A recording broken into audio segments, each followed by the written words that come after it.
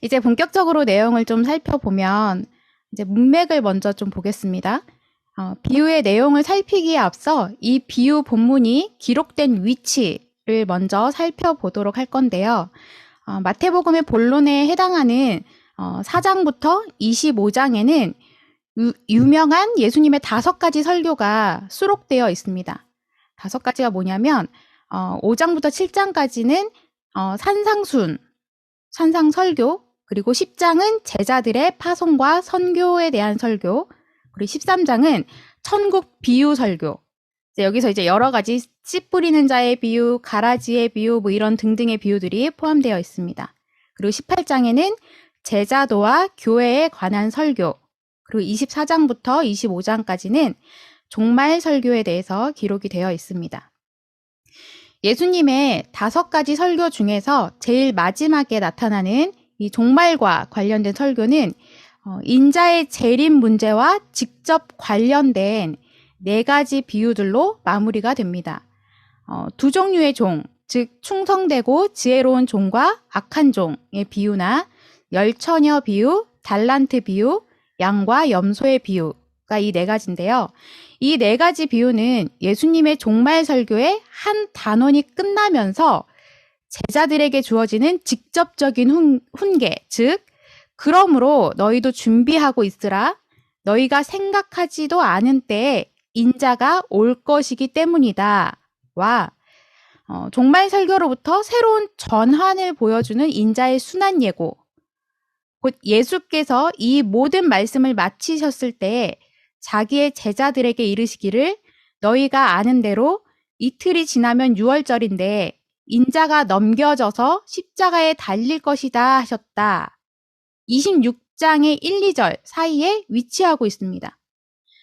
이후 예수 그리스도의 십자가 사건과 부활, 그리고 마태복음 전체의 마지막 부분인 28장 18절에서 20절의 대위임령까지로 이어지는 이 전체 문맥을 통해 달란트 비유는 1차적으로는 예수님의 12제자에게 주어지고 있지만 그들로만 그쳐지는 것이 아니라 이후 성도로 부름받은 자들에게까지 확대됨으로써 예수 그리스도의 다시 오심을 기다리는 성도의 삶에 대해 이야기하고 있음을 알 수가 있습니다.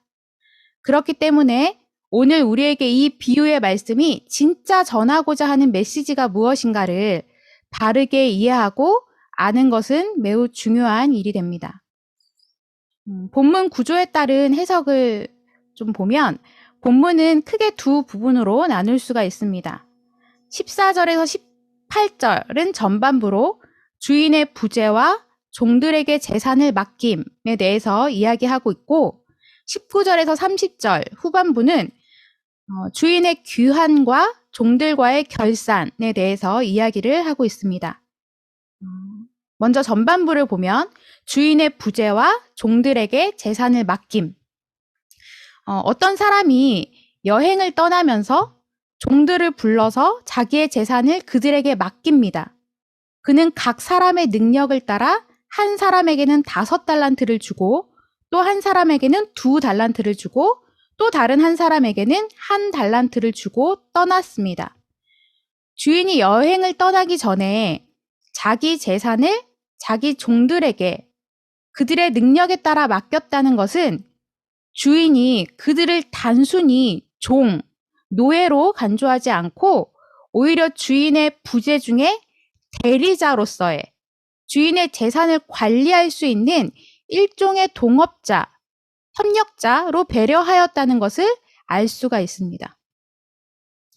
주인이 총 8달란트나 되는 엄청난 재산을 세 종에게 그들의 능력에 따라 각각 다르게 맡겼다는 것은 우리에게 2가지 사실을 시사해주고 있습니다. 첫째는 이 종들에 대한 주인의 신뢰가 남다르다는 것과 둘째는 주인이 이 종들에 대해 소상하게 알았다는 것입니다. 이 주인에게 종이 이들 3명밖에 없었을까요? 아니죠. 아마도 이 종들 외에도 많은 수의 종이 있었을 거예요. 타국으로 여행을 떠나가면서 자신의 전 재산을 몽땅 종들에게 맡기지는 않았을 거잖아요. 8달란트 정도의 현금을 융통할 수 있는 재력을 가진 사람이라면 훨씬 더 많은 수의 종들이 있었을 것이란 추측이 가능합니다. 아무튼 주인은 자신의 여러 종들 중에서 이 3명을 특별히 선발하여 특별한 책임을 맡긴 거죠. 그것은 주인이 그들의 능력을 잘 알았다는 것이고 또한 그들에 대한 신뢰가 다른 종들과는 달랐다라는 것이죠. 5달란트 받은 종과 2달란트 받은 종은 주인이 떠나가자마자 지체하지 않고 가서 받은 달란트를 가지고 장사를 합니다. 그리고 배이익을 남겼습니다. 5달란트 받은 사람은 5달란트를, 2달란트 받은 사람은 2달란트를 남겼죠. 두 종은 나중에 그들에 대한 주인의 평가를 감안해 볼 때 주인의 기대에 부응하여 그들의 최선을 다한 것이 분명합니다. 비록 이 두 종은 각각 주인으로부터 받은 달란트는 달랐다 할지라도 그들의 행위는 정확하게 동일했습니다. 하지만 1달란트 받은 종은 주인의 기대에 부응하지 않았죠. 그는 주인이 떠나자 주인으로부터 맡겨진 돈으로 장사를 한 것이 아니라 오히려 그것을 땅속에 파묻어 버립니다. 물론 예수님 당대에는 전쟁 등의 참화 때문에 귀중품을 땅속에 묻어두는 것은 종종 있을 수 있는 일이었고 또 땅속에 묻는 것은 귀중품을 보관하는 안전한 방법 중 하나였다고 해요. 그러나 1달란트 받은 종이 진정으로 주인을 위해서 주인의 재산을 위험으로부터 안전하게 보관하기 위해서 땅속에 파묻었다고는 보기가 힘듭니다.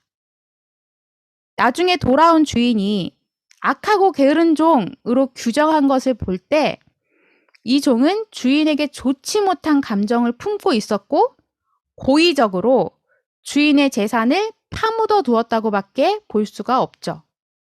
비유의 전반부에서 우리가 꼭 짚고 넘어가야 할 문제가 있습니다.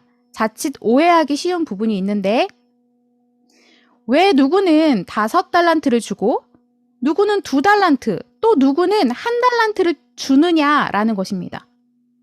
이 문제에 대해서 주인, 하나님이 공평하지 않다. 이건 차별이다. 1달란트 받은 종은 억울한 일을 당한 것이다. 상대적 박탈감을 주고 열등감을 느끼게 했다 등의 의문과 반발심을 표현하는 이들이 많습니다. 하지만 이것은 결코 차별을 해서 그런 것이 아닙니다. 이렇게 생각하는 것 자체가 지극히 인본주의적인 관점에서 이해하고 있는 거죠. 사실 1달란트만 해도 엄청난 값어치의 금액이에요. 한글 성경 개역 개정판에는 금 달란트로 표현이 되어 있는데 헬라어 원어 성경에는 금이란 단어는 없습니다. 영어 성경에도 또 한글 성경 새 번역에도 금이라는 표현은 나오지가 않아요. 해서 이 비유에서 주인이 맡긴 것은 당시의 기본적인 화폐 단위로 쓰이던 은 달란트로 보는 것이 더 적절합니다. 달란트는 당시 화폐의 단위로 은 1달란트는 6천 데나리온, 6천 드라크마로 1데나리온은 노동자의 하루 품삯이었어요. 데나리온은 로마 제국의 화폐고 드라크마는 그리스의 화폐예요.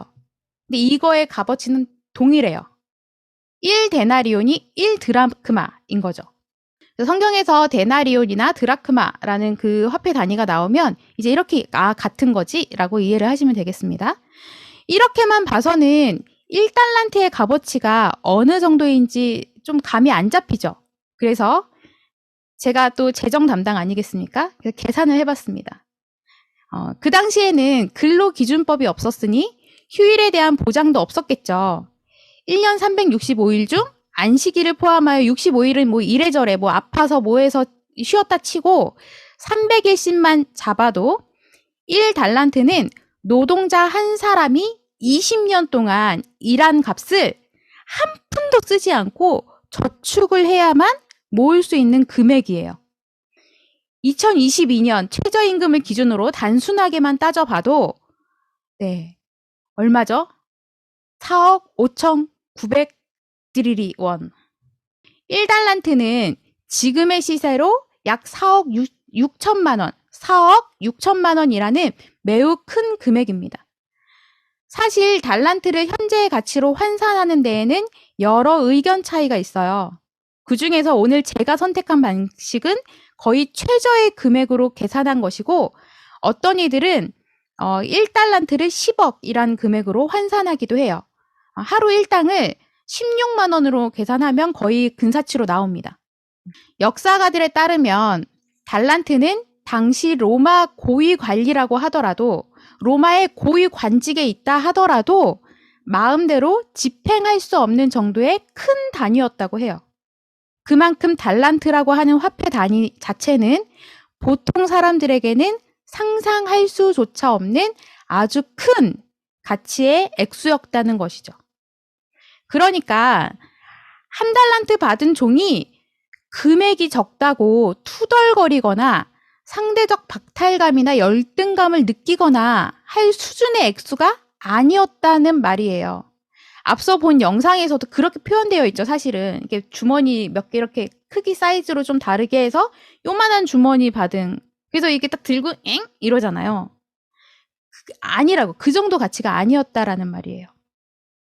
이것은 주인이 3명의 종 중 그 누구에게도 중요하지 않은 걸 맡긴 이가 없다는 말이에요. 셋 모두에게 중요한 것을 맡겼다라는 것입니다. 이 비유에서 5달란트, 2달란트, 1달란트의 차이는 액수나 양에 대한 차별이 아니라 각자에게 알맞도록 다양하게 맡겼다는 것을 의미하는 것입니다. 이제 후반부를 보겠습니다. 주인의 귀환과 주인이 돌아온 것과 그리고 종들과의 결산 부분이에요. 여기서 주목해야 할 것이 몇 가지가 있습니다. 2가지로 추렸는데, 첫째는 5달란트를 받아 장사하여 5달란트를 더 남긴 종과 2달란트를 받아 장사해서 2달란트를 남긴 종에게 주어진 주인의 칭찬이 정확하게 일치하고 있다는 점입니다. 21절과 23절이 그 부분인데 우리 같이 읽어볼게요. 그의 주인이 그에게 말하였다. 잘했다, 착하고 신실한 종아. 내가 적은 일에 신실하였으니 이제 내가 많은 일을 내게 맡기겠다. 와서 주인과 함께 기쁨을 누려라. 23절, 그의 주인이 그에게 말하였다. 잘했다, 착하고 신실한 종아. 내가 적은 일에 신실하였으니 이제 내가 많은 일을 내게 맡기겠다. 와서 주인과 함께 기쁨을 누려라. 정확하게 똑같죠. 여기서 우리는 주인의 평가는 장사해서 남긴 이윤의 크기보다 오히려 주인이 맡긴 일에 얼마나 최선을 다했느냐에 좌우된다는 것을 보여줍니다. 이러한 주인의 평가를 봤을 때 만일 1달란트 받은 종이 그도 장사를 해서 배의 이익, 곧 1달란트를 더 남겼더라면 이제 다른 종들과 비해서 적은 금액이지만 만약에 그가 그렇게 했더라면 그 역시 5달란트 받은 종이 받았던 것과 동일한 칭찬을 주인으로부터 받았을 것이 분명합니다. 둘째로 1달란트를 받은 종은 다른 둘과는 전혀 다른 태도를 보였고 그 결과 주인에게 책망을 듣고 내어 쫓김을 당하게 되고 만다는 점입니다. 그런데 1달란트 받은 종이 주인에게 책망을 들은 이유는요. 그가 이윤을 남기지 못해서 곧 주인의 재산을 불려주지 못했기 때문이 아니었습니다. 마태복음 25장 24절 25절에 보면 종이 그 주인을 어떻게 인식하고 있느냐에서부터 문제가 시작되고 있음을 알 수가 있습니다. 당신은 굳은 사람이요 완고하고 악한 사람인 줄 내가 알았습니다. 어째서 심지도 않은 데서 거두려 하고 당신이 일하지도 않고 이익을 남기기를 원하십니까? 내가 이것을 잃을까 두려워 땅에 감추어 두었고 이제 당신이 맡긴 그대로를 돌려드리니 당신의 것을 그대로 가져가십시오. 이 종의 주인을 향한 태도를 보면 주인에 대해 오해하고 있었음이 드러납니다. 이는 주인의 의도와 주인의 그 선한 점을 알지 못하고 주인에 대한 잘못된 인식을 기초로 한 행동이었습니다.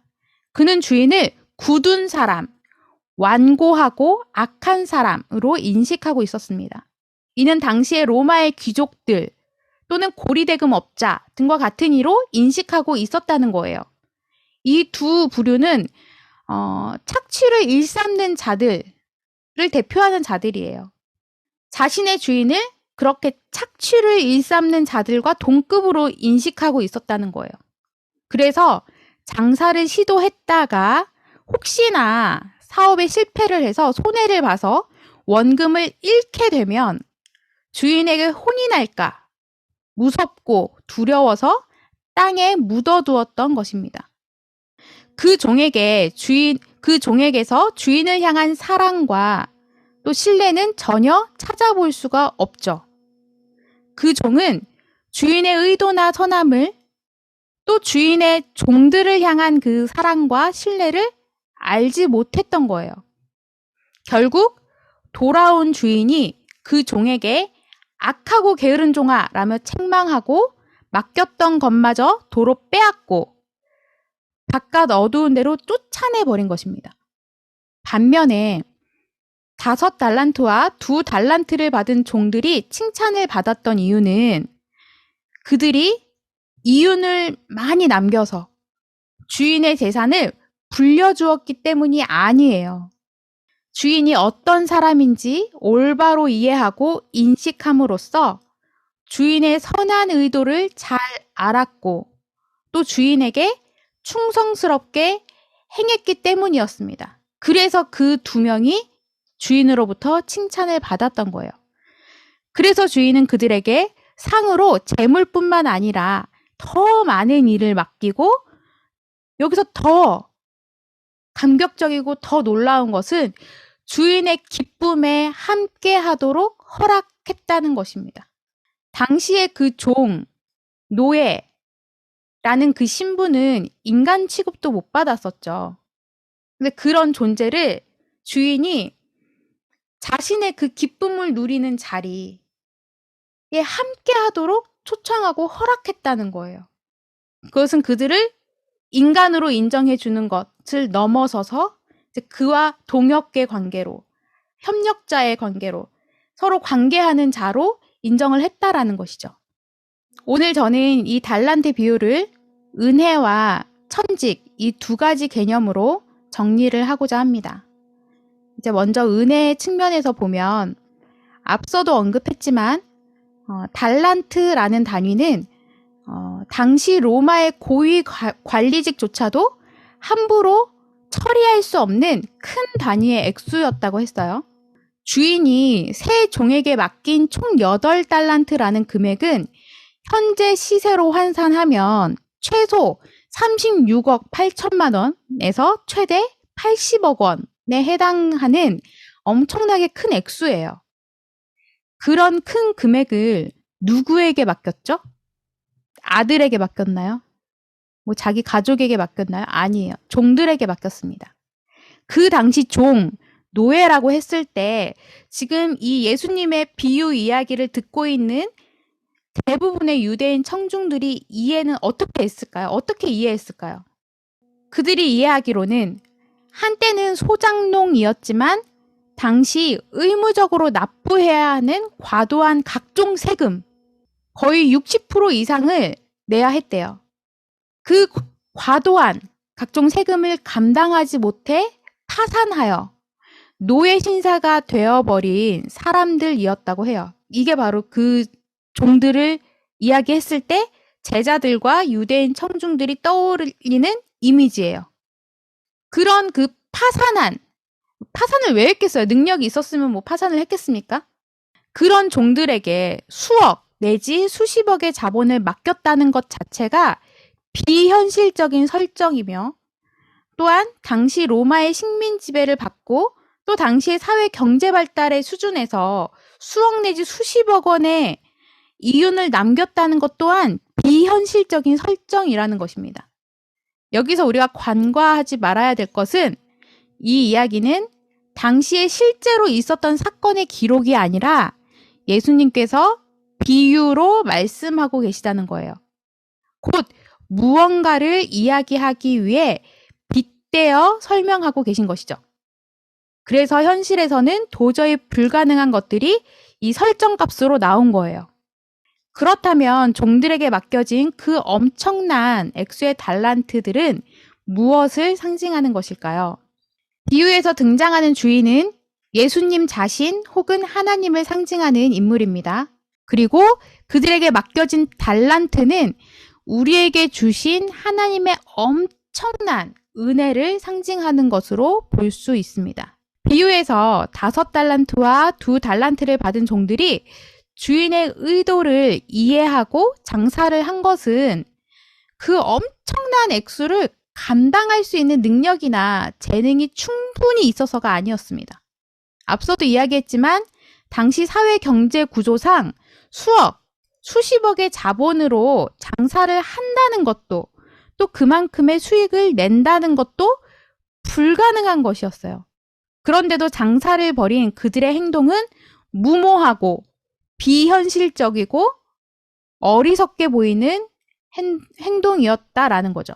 그러나 그들의 행동이 그렇게 어리석고 무모해 보인다 할지라도 자신의 우선순위가 주인에게 있다는 것을 알고 주인이 원하기 때문에, 주인이 명했기 때문에 즉시 순종하여 그 일을 행했다는 거예요. 즉, 자신의 가치와 인생의 목적이, 인생의 주권이 자신이 아닌 주인에게 있음을 인정하는 태도였던 거죠. 반면에 주인에게서 받은 것을 그대로 땅에 파묻은 1달란트 받은 종은 사실은 그런 현실을 정확히 파악함으로써 가장 안전하게 주인의 재산을 지키는 방법을 선택했던 자예요. 현실적으로 따져봤을 때는 제일 똑똑하고 제일 계산이 정확했던 사람이라는 거죠.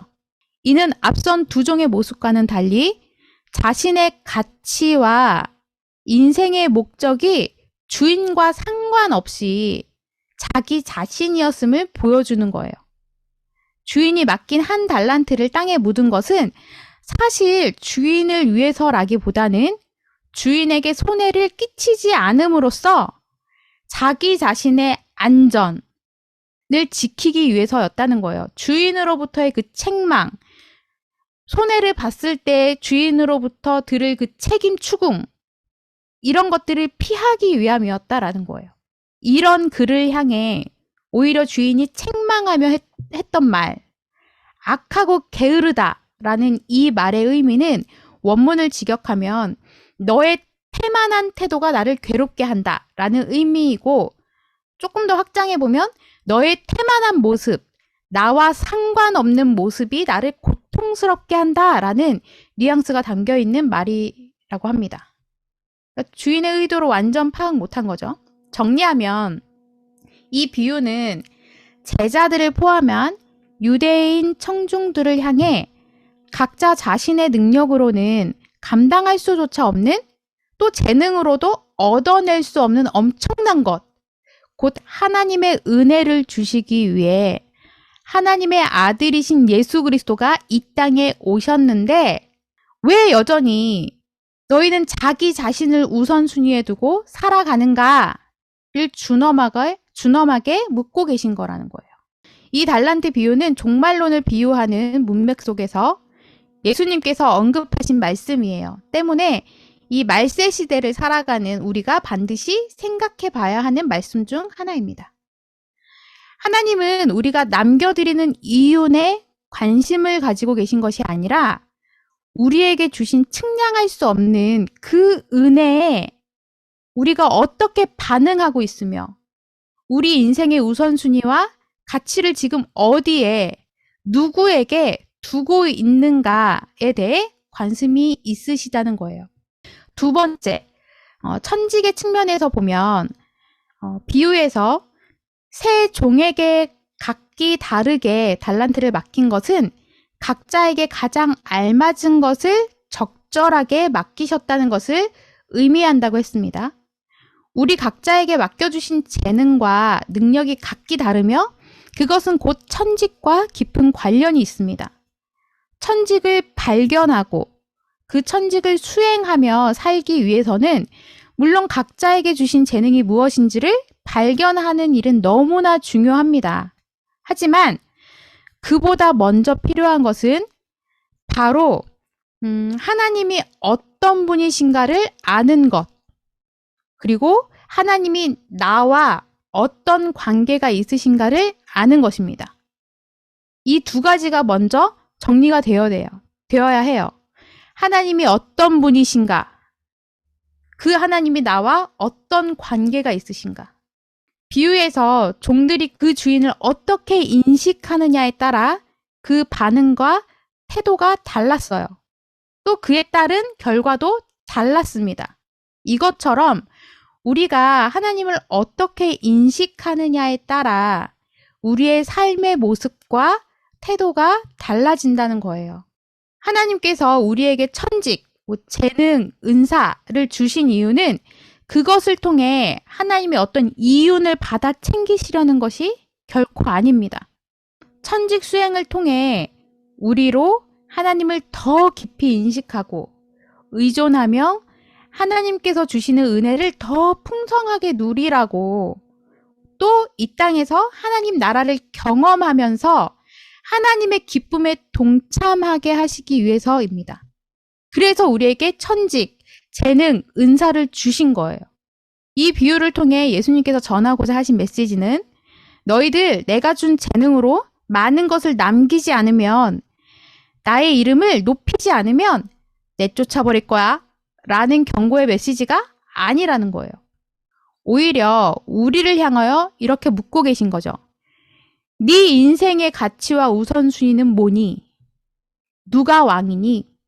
하나님이 나의 주인, 하나님이 나의 왕이시며 내 인생의 주권이 나 자신이 아닌 하나님께 있음을 인정하는 사람만이 삶의 가치와 우선순위를 내가 아닌 하나님께 두는 자, 그 자만이 하나님께서 주시는 엄청난 은혜를 깨달아 알 수 있어요. 또 그 자만이 하나님께서 자신을 통해 이루고자 하시는 것이 무엇인지, 곧 천직이 무엇인지 알 수 있습니다. 또 그것을 아는 자만이 세상의 잣대와 기준으로 따져보고 계산하지 않고 때로는 무모하고 어리석어 보일지라도 묵묵히 하나님께서 맡겨주신 일, 곧 사명을 수행할 수 있게 됩니다.